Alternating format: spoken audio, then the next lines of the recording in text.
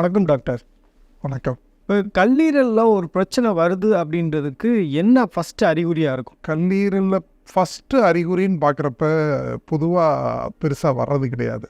ஒரு இன்ஃபெக்ஷன் வந்தால் நம்மளுக்கு டக்குன்னு ஒரு ஃபீவர் வருது, ஒரு வாய் கசப்பு வருது, ஒரு கிருமி இருக்குன்னுலாம் தெரியும், அசதி இருக்கும். பட் இந்த கல்லீரலில் மாத்திரம், ஏன்னா கல்லீரல் நம்ம உடம்புல தேவைக்கு அதிகமான செல்ஸ் இருக்குது.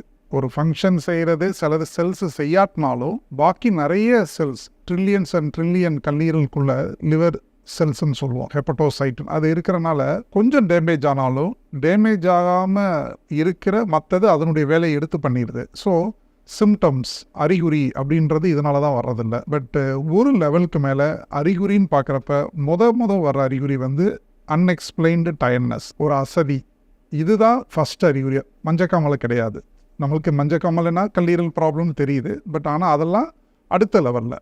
ஃபஸ்ட்டு அன்எக்ஸ்பிளைன்டு டயர்ட்னஸ் வரும். அதுக்கப்புறம் தான் படிப்படியாக மஞ்சக்காமலையோ பசி இல்லாமல் இருக்கிறது, யூரின் மஞ்சளாக போகிறது, சிலவங்களுக்கு உடம்புல அரிப்பு வர்றது, தூக்கம் இல்லாமல் இருக்கிறது, இப்படி மற்றதெல்லாம் அப்படியே வெயிட் லாஸ், இது எல்லாமே தொடங்கும்.